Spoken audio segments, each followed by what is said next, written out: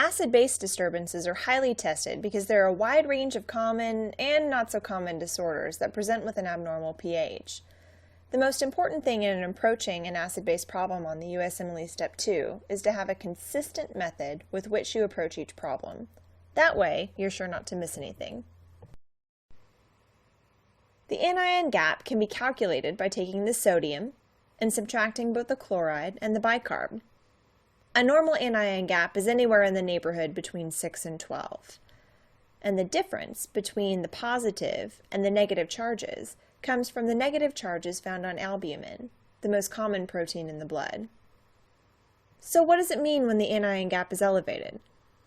Typically, it means there's an increased amount of acids in the blood, but can be caused by any increase in negatively charged particles. So now that we've discussed what constitutes the anion gap, what are some causes of a non-anion gap metabolic acidosis? There are two main causes. A renal tubular acidosis is one, and diarrhea is the other. So the question is, why is the gap normal in these metabolic acidoses? The answer is, both RTAs and diarrhea have elevated chloride. They're known as hyperchloremic metabolic acidoses. The anion gap increases when you have ingested substances such as ethylene glycol or methanol, or organic acids such as lactate that are anionic and drive the chloride levels down. Therefore, elevated chloride leads to a normal anion gap. Renal tubular acidoses are a common source of questions and a common source of confusion for students taking the USMLE Step 2. Let's move on to actually discuss the three types of renal tubular acidoses that you might be tested on your exam. We'll begin with type 1. Type 1 RTA is the distal type. The pathology is found in the distal convoluted tubule of the nephron. The problem is that there is an inability to generate enough bicarbonate, and with inadequate bicarb, acids cannot be excreted normally. Because of this, the pH of the urine is high. That leads to a low pH in the blood. The causes of type 1 renal tubular acidosis are anything that might damage the distal tubule. The most common etiologies you may see on Step 2 are amphotericin, lupus, or Sjogren's syndrome. If you're presented with a patient with a distal RTA, the main symptom to look out for is the formation of calcium oxalate kidney stones. Why are patients with the distal RTA predisposed to forming these? It's a pH thing. The alkaline nature of the urine makes it more likely for the calcium oxalate stones to form. Another thing to remember about a distal RTA is it can cause actual calcification of the kidney parenchyma. That's a condition known as nephrocalcinosis. Bottom line, with type 1 distal renal tubular acidosis, the problem is with acid secretion. So if acid is not able to be secreted into the tubule, the urine is going to be basic. So if you're presented with a clinical vignette and you suspect that the patient might have a type 1 renal tubular acidosis, how do you make the diagnosis? The best initial test is something that's easy, non-invasive, and just involves measuring the pH of the urine. If the urine pH is high, or greater than 5.5, you're more likely to think that it might be a distal type 1 RTA. So then, how do we confirm that diagnosis? The most accurate test of a type 1 RTA is a little bit more involved. It requires the infusion of ammonium chloride, which is a weak acid, directly into the bloodstream. A normal person will be able to take that acid and excrete it through the tubules into the urine, thereby decreasing the urine pH. If the person does have a distal RTA, their tubules are abnormal and they're not going to be able to excrete the excess acid. Therefore, even in the face of an IV infusion of ammonium chloride, the urine pH is going to remain high.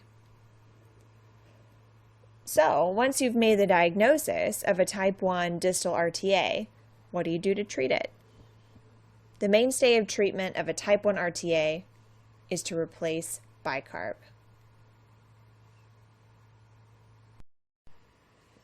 In contrast, the type 2 renal tubular acidosis has to do with pathology in the proximal tubule of the nephron. The problem is, the proximal tubule of the nephron is unable to absorb filtered bicarbonate. Problems leading to a type 2 proximal RTA can be caused by a number of factors that damage the proximal tubule. The most common ones include amyloidosis, myeloma, Fanconi syndrome, acetazolamide, and heavy metal poisoning. In diagnosing a type 2 proximal renal tubular acidosis, again, it's important to first measure the pH of the urine. In contrast to type 1, patients with type 2 RTAs have a low urine pH. This is because the distal tubules are able to absorb bicarbonate normally. Therefore, if you give bicarbonate, at first the urine pH is going to be low, but then, as the distal tubules absorb more of the bicarb that's given, the pH will raise. Osteomalacia can occur as the chronic metabolic acidosis leaches calcium out of the bones and they become soft. So once you've diagnosed a type 2 renal tubular acidosis, what do you do to treat it? The biggest difference between the treatment of type 1 and type 2 renal tubular acidosis is that type 2 RTAs require massive doses of bicarbonate. This is because bicarbonate is mainly absorbed by the proximal tubule, and in type 2, the proximal tubule is abnormal and doesn't absorb bicarbonate in a normal fashion. Thiazide diuretics can also be useful in treatment, mainly because they cause volume depletion, which leads to a reflex increase in bicarb reabsorption.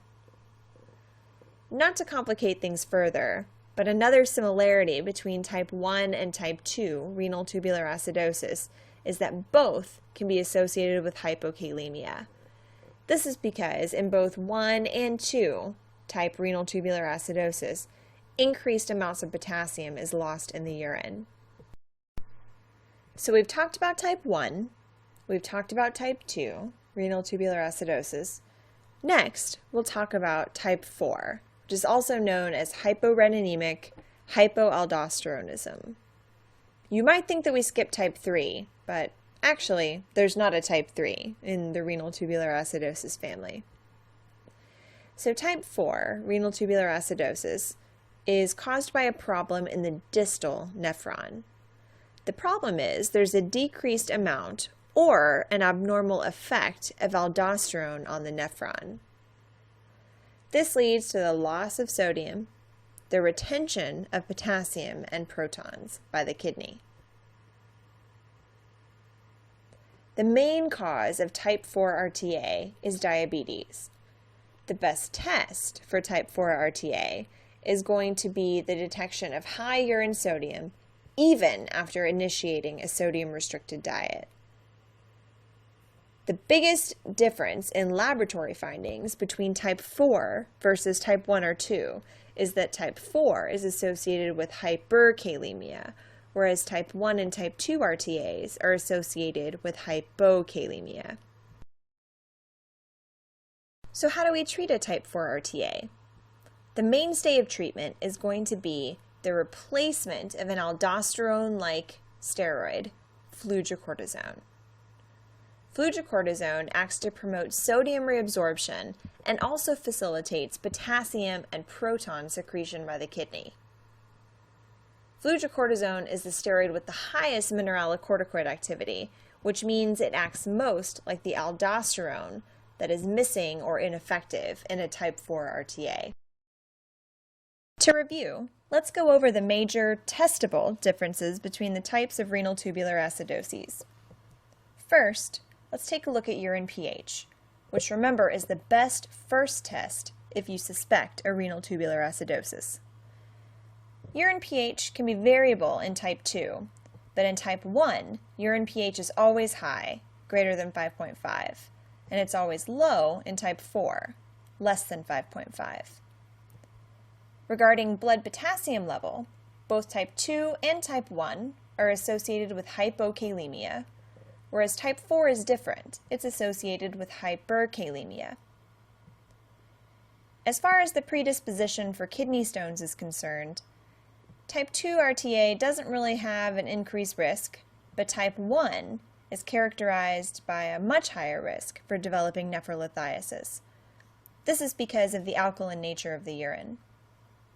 Type 4, again, because the pH of the urine is low, they're not really any more likely than the general population to develop kidney stones.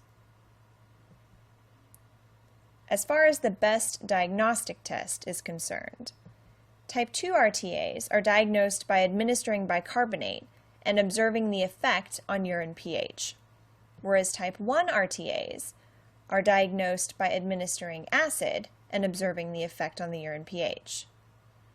Type 4 RTA is best diagnosed by starting a low-salt diet and then monitoring the effect on sodium lost in the urine.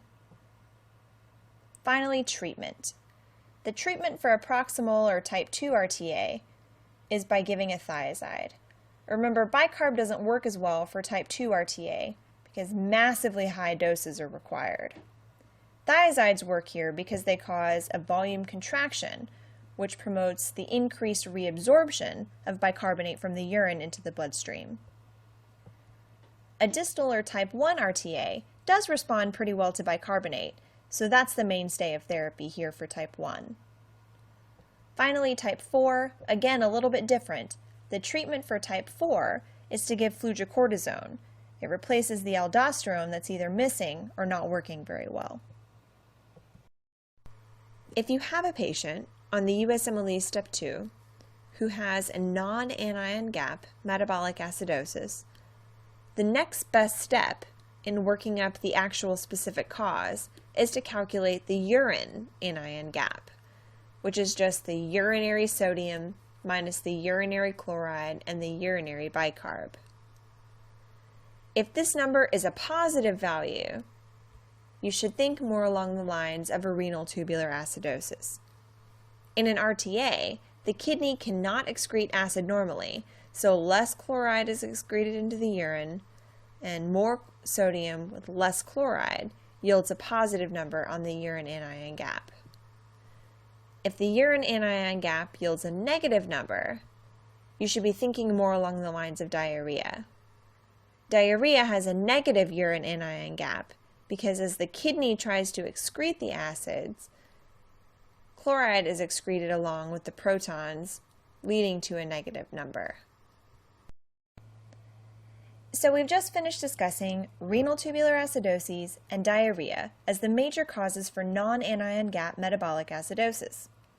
Remember that the normal anion gap ranges anywhere in the neighborhood between 6 and 12. The anion gap is considered elevated if it's above the upper limit of normal, or greater than 12. If you see an elevated anion gap, there's a whole other group of diagnoses that should come to mind for your differential. What causes the anion gap to be elevated? Well, the anion gap is elevated if there's an increase in unmeasured anions that drive the bicarbonate levels down in the blood. Also, before we discuss all the specific etiologies for metabolic acidosis, a general rule of thumb is that you will always see a respiratory alkalosis coming from hyperventilation to compensate for any form of metabolic acidosis, gap or non-gap, any of the different forms. Next, let's discuss the most commonly tested causes of metabolic acidosis with an increased anion gap. The first is lactic acidosis. Increased levels of lactate can be found in the blood in the setting of either hypotension or hypoperfusion. So pretty much here, we're thinking about our different types of shock. Hypovolemic shock can cause it, anaphylactic shock, neurogenic, cardiogenic. Also, any situation that leads to massive tissue ischemia, such as mesenteric ischemia, can cause necrosis and the release of lactate into the blood as well. So if you suspect a lactic acidosis, what's the best test? It's going to be to order a blood lactate level. Once you've established the diagnosis, the best treatment here is to correct the underlying disorder, whether it be volume support with normal saline or blood products, treatment of anaphylactic shock with epinephrine, or whatever the case may be. A second common cause of metabolic acidosis with an increased anion gap is ketoacidosis. Keto acids can get into the bloodstream, most often in the setting of diabetic ketoacidosis, but can also happen in cases of severe starvation. We test for ketoacidosis by looking for the presence of keto acids in the blood. Most often, we order an acetone level. Once we've made the diagnosis, the treatment is to give insulin and fluids. Less commonly seen clinically, but still often tested, is oxalic acids in the blood as a cause for a metabolic acidosis with an increased anion gap. The most common cause here is ethylene glycol poisoning, either as a suicide attempt or accidental or otherwise. The best test here is to look for the characteristic envelope-shaped crystals on urinalysis. Treatment is either with a drug called fomepizole, which is a competitive inhibitor of alcohol dehydrogenase, or in very severe cases, dialysis to quickly remove the ethylene glycol from the bloodstream. Similar to oxalic acid, increased levels of formic acid in the blood can also lead to an anion gap metabolic acidosis. This is found in cases of methanol poisoning. As methanol poisoning can lead to blindness, the best test is actually to perform a detailed eye exam and look for the characteristic findings of an inflamed retina. Once you make the diagnosis, the treatment is the same as with ethylene glycol poisoning. You'll want to give fomepizole, or in extreme cases, send the patient for emergent hemodialysis. Uremia is another commonly encountered cause of anion gap metabolic acidosis.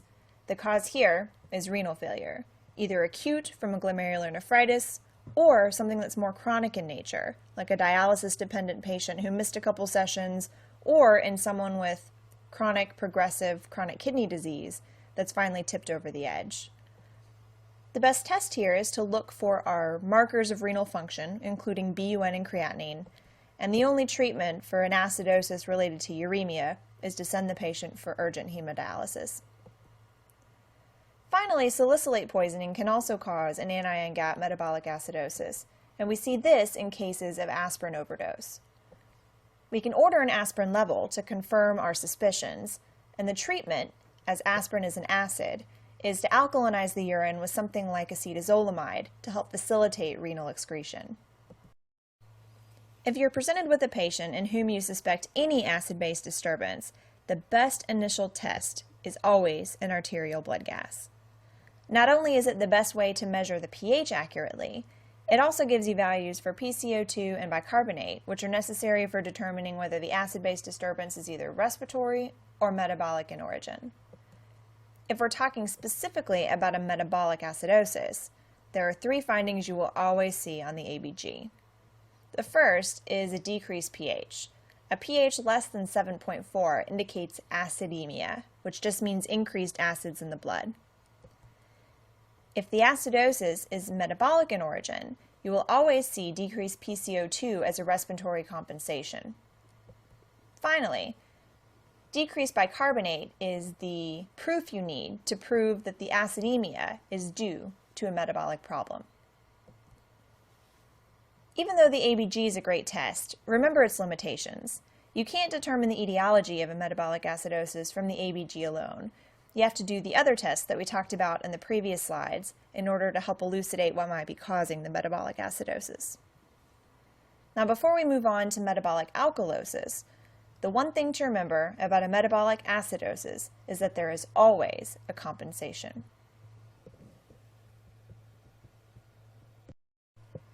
Now let's take a look at the flip side of metabolic acid-base disorders, a metabolic alkalosis.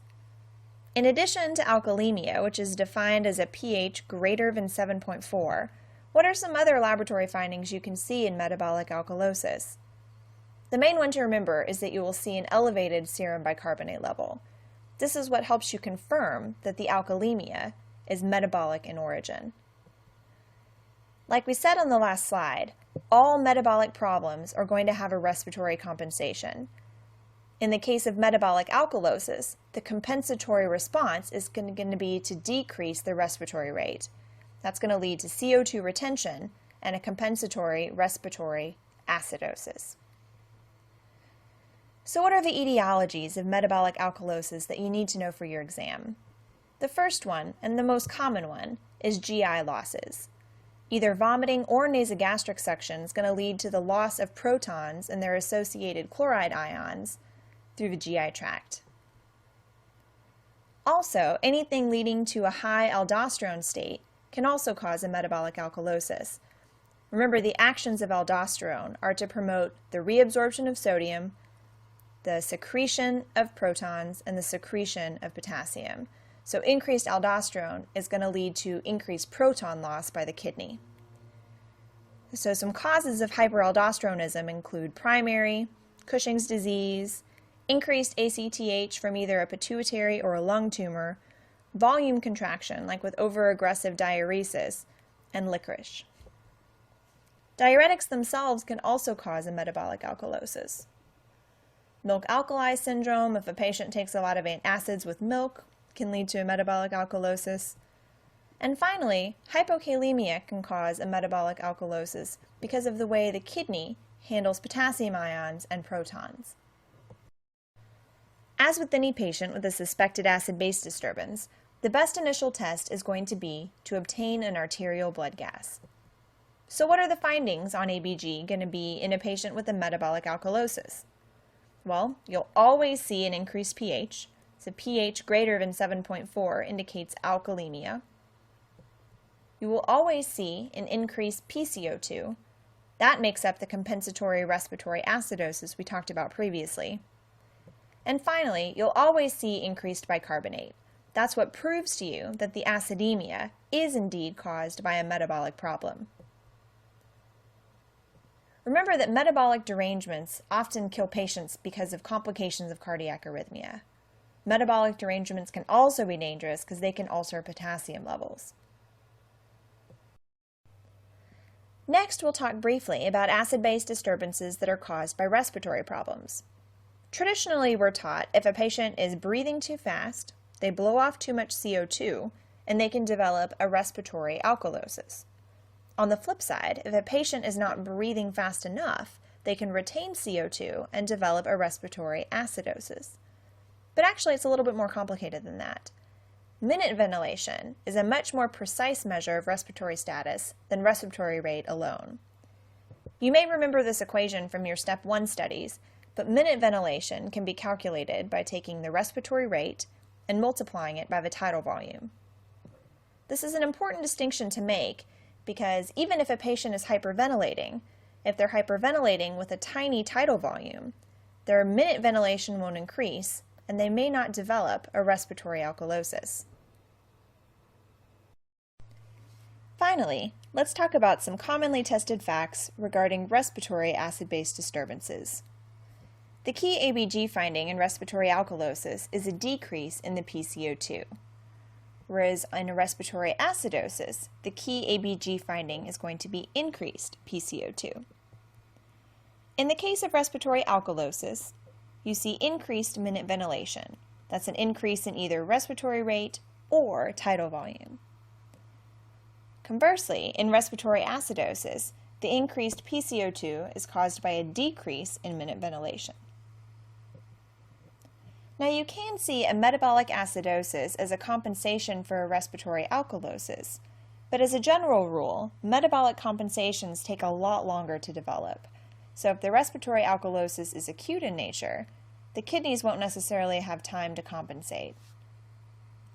For respiratory acidosis, you can see a metabolic alkalosis as the compensation. And we'll often see this in our patients with really bad COPD, who are chronic CO2 retainers. If the CO2 retention happens over time, maybe over months or years, the kidney has plenty of time to retain more bicarbonate as a compensation for that respiratory acidosis.